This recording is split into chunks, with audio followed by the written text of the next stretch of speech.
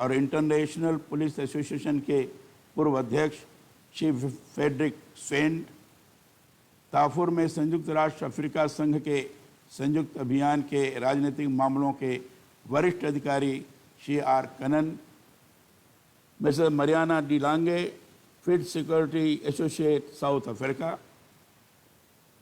विश्व खाद्य कार्यक्रम के क्षेत्रीय सुरक्षा सलाहकार श्री फ्लोरियन बाल्के और संयुक्त राष्ट्र के पूर्व सुरक्षा सलाहकार एवं पुलिस विश्वविद्यालय के पीस एंड कॉन्फ्लिक्ट स्टडीज़ के वर्तमान सलाहकार श्री राजेंद्र जोशी जी इस ऑनलाइन वर्चुअल कॉन्फ्रेंस से वेबिनार से संबंधित जुड़े हुए ऐसे सभी प्रतिभागीगण, सरदार पटेल पुलिस विश्वविद्यालय द्वारा आयोजित संयुक्त राष्ट्र एवं अंतर्राष्ट्रीय सुरक्षा विषयक इस ऑनलाइन सम्मेलन में भाग लेकर मुझे अत्यधिक प्रसन्नता हो रही है। इसमें सभी भाग लेने वाले देश विदेश के विषय विशेषज्ञों का मैं अभिनंदन करता हूं और उनको बधाई भी देता हूं। यह सुखद संयोग है कि कुछ समय पहले ही मैंने विश्व के मुख्य न्यायाधीशों के 21वें अंतर्राष्ट्रीय सम्मेलन ग्लोबल गवर्नेंस ए पोस्ट कोविड इम्पेरेटिव विषय पर ऑनलाइन अपनी बात रखी थी।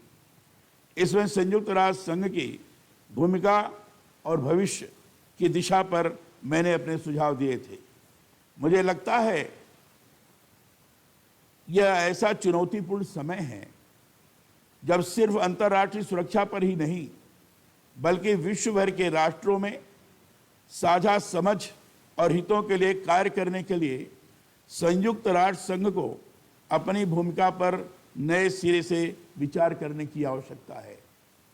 संयुक्त राष्ट्र संघ की 1945 में जिन उद्देश्यों को लेकर स्थापना की गई थी उनमें यह कितना कारगर रहा है और राष्ट्रों की आशा अपेक्षाओं की पूर्ति में इसकी कितनी भूमिका रही है, मुझे लगता है इस पर सभी स्तरों पर व्यापक विमर्श की आवश्यकता है। हम सभी ये जानते हैं कि पिछले 75 वर्षों में संयुक्त राष्ट्र संघ ने मौलिक मानवाधिकारों की सुरक्षा और शांति कायम करने के लिए महत्वपूर्ण प्रयास किए हैं। समय समय पर अंतर्राष्ट्रीय सुरक्षा के लिए भी इसके प्रयास महत्वपूर्ण रहे हैं, परंतु शक्ति संपन्न राष्ट्रों और अपेक्षाकृत कमजोर देशों की आशा अपेक्षाओं में संतुलन की दिशा में इसकी भूमिका पर समय समय पर प्रश्न चिन्ह लगते रहे हैं।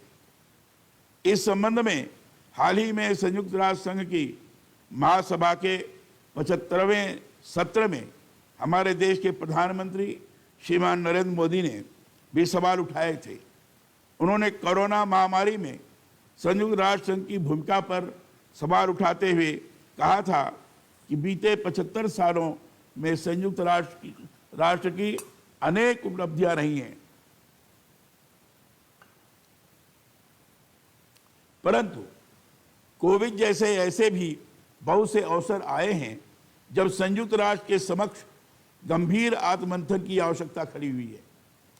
मुझे भी लगता है संयुक्त राष्ट्र संघ की स्थापना जब हुई थी तब इसकी प्राथमिकताएं अलग थी।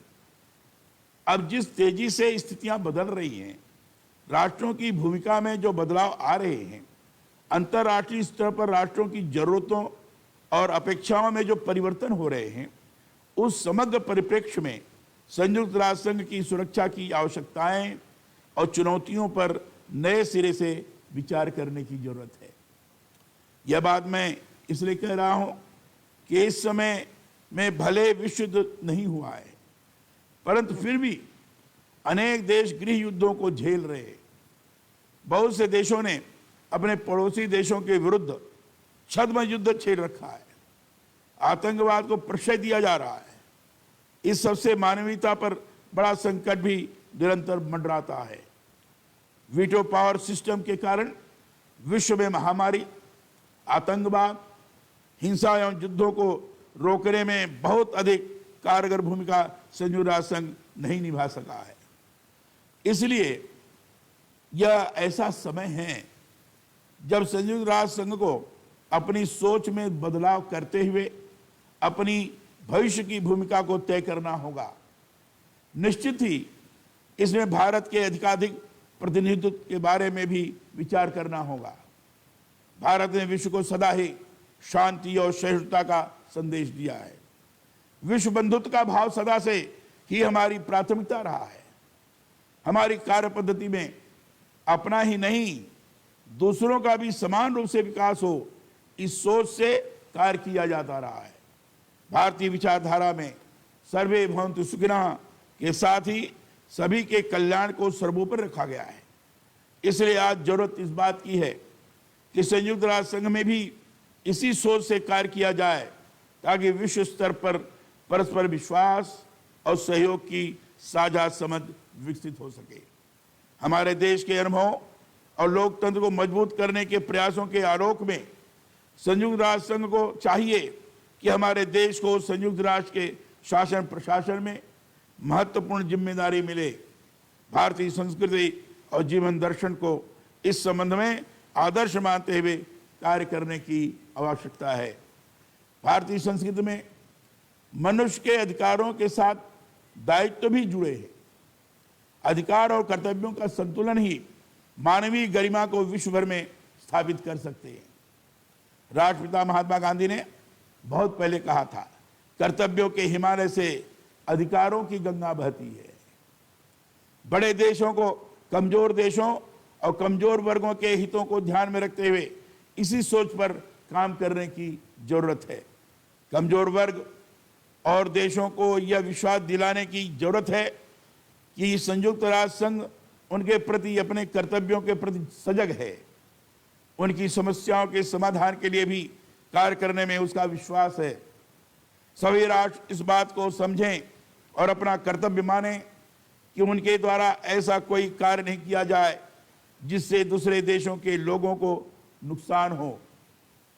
विपदा के समय सभी एक मत होकर जरूरतमंद राष्ट्रों की मदद को तत्पर रहें।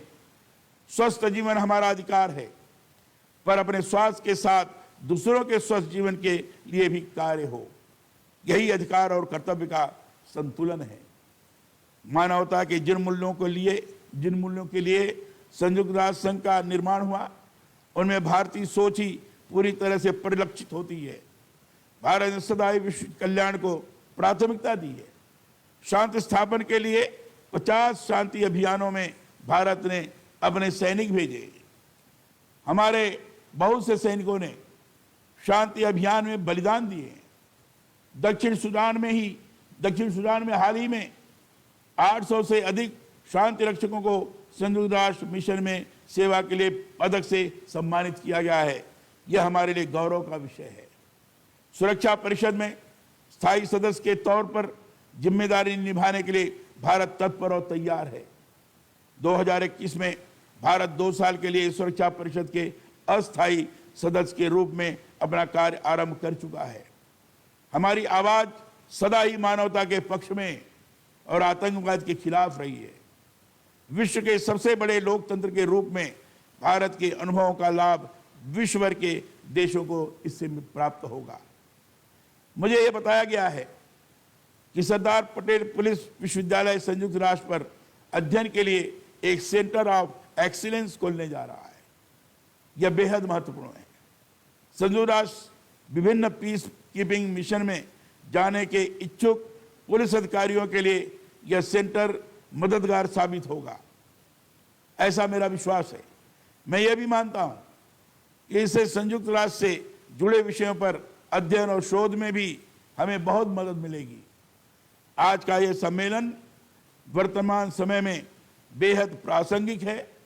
वैश्विक चुनौतियों के अंतर्गत साझा समझ से कार्य करने की जरूरत और अंतर्राष्ट्रीय सुरक्षा में संयुक्त राष्ट्र की भूमिका से जुड़े विषयों पर शोध और समाधान की इससे नई राहें खुलेंगी। मुझे आपने इस अवसर पर अपने विचार रखने के लिए आमंत्रित किया, इसके लिए बहुत बहुत धन्यवाद। जो लोग भी इसमें अपने विचारों से लाभान्वित किए हैं, उनके प्रति मैं फिर से उनको बधाई देता हूं और उनका अभिनंदन करता हूं। धन्यवाद। जय हिंद।